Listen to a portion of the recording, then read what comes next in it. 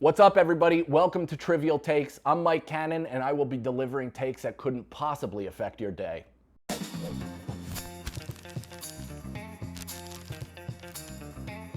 Michael Jordan always backed the career of Kobe Bryant in an effort to preserve his own legacy. Kobe Bryant is basically a stencil drawing of Michael Jordan. His career is an homage to the GOAT. Everything he did was in an effort to be him. Beat him? Maybe, but be him. He wanted to be inside of Michael Jordan. He wanted to make the same exact moves, the same footwork, the same rings, the same everything. The guy even copied his baritone voice.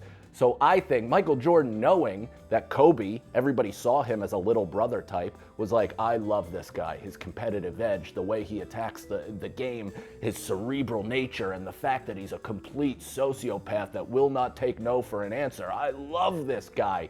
He couldn't possibly get behind LeBron. Guess why? Because LeBron is unlike anything the league has ever seen. He's a 6'9", 260-pound, graceful freight train. If Michael Jordan acknowledged that he was as good as he is, he would basically be setting fire to his entire legacy because he realizes this guy is a Swiss Army knife of ability. He's better at almost everything. I don't know if I can say that, but I think at the peak of his powers, there's not a single physical thing that LeBron did that Jordan could mimic. I really do think that. I don't think Jordan could have taken back the Cleveland Cavaliers from 3-1. I don't think he could have physically done a lot of the things that LeBron did on Miami. He couldn't guard 1 through 5. So I'm just saying, I think MJ saw that his legacy was under threat if he supported LeBron James and was and was being preserved if he threw his support behind Kobe Bryant. This is a LeBron-centric, NBA-centric takes. This is in response to people saying that Steph Curry has changed the game of basketball more than LeBron James. Steph Curry has changed the game of basketball. He absolutely has. There's more people taking three-pointers and more people getting good at three-pointers than ever before.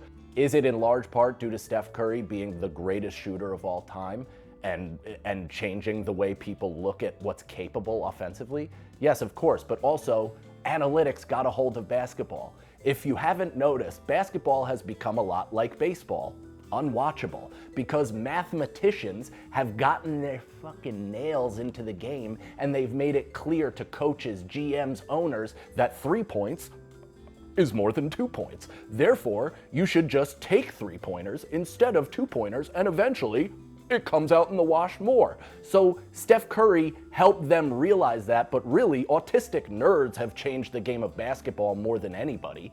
But then, back to our favy, LeBron James. Who's to say? They're both the greatest generational players, with KD a little bit behind them in their class.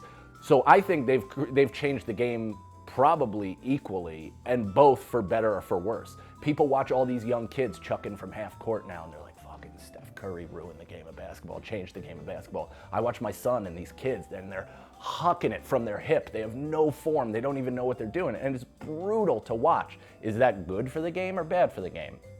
Depends how you look on it. But here's another one. Good for the game, bad for the game. LeBron James.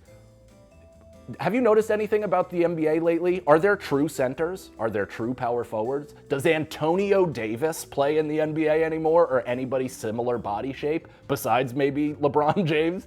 But it's positionless, and that's what LeBron has brought to the game of basketball. Every team is in search of a 6'9" versatile wing that can play 1 through 5 offensively and defensively. That never existed before. All-star games are now positionless. You're not voted in by point guard, shooting guard, small forward, power forward, center. You're voted in by who are the best 5. Same with all NBA. Considering that he literally erased the 5 positions of the game that were established under James Naismith in Springfield, Massachusetts, who's to say who changed the game more?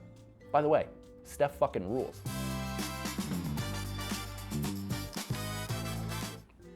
The fact that we celebrate Michael Jordan over LeBron James is indicative of American values. He's a sociopath that prioritized winning over human beings and basically anything else. He stepped on the necks of his teammates to elevate his own individual brand. Somehow LeBron James wins 2 less championships and he sucks. He's a philanthropist that has helped countless of his teammates get paid generational wealth. This guy is literally spreading the wealth, helping people, elevating himself, working hard, sustained excellence, and people are like, nope, he sucks. My whole point is that we champion Michael Jordan over LeBron James because of his sociopathy. Like, people are really impressed of the fact that he went 6-0 in the championship, and he was so heartless and so ruthless and demanded so much of his teammates that they hated but respected him. But it's like, that's such an unnecessary way to be in sports. Granted, am I great? Have I succeeded in anything? No, so take this with a grain of salt. But I have watched sports, I've been a part of sports, and I've seen people win, and I've also seen people elevate their teammates. You don't have to be a complete tyrannical lunatic to demand to get greatness out of your teammates. Look at Tim Duncan. Do you think he was punching his teammates in the face in San Antonio, or was he trying to blow them? Like, we look at LeBron James as so much less than Michael Jordan, and it's frankly insane. And it's mostly because people are like, he doesn't have that killer instinct.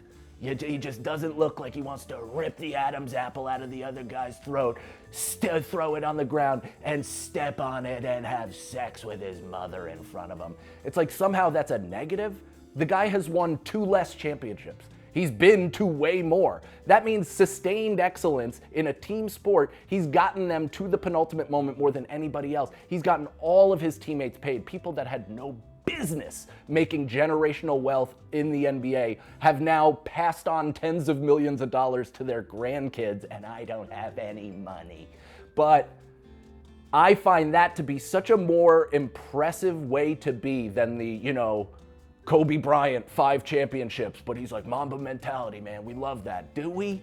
Do we love that? Because it seems like everybody's complaining about their boss that's an asshole. If your boss demands you to stay after for a couple extra hours, do you say, yes, sir, Mamba mentality? Or do you say, suck my dick, you don't pay me for that? Yeah.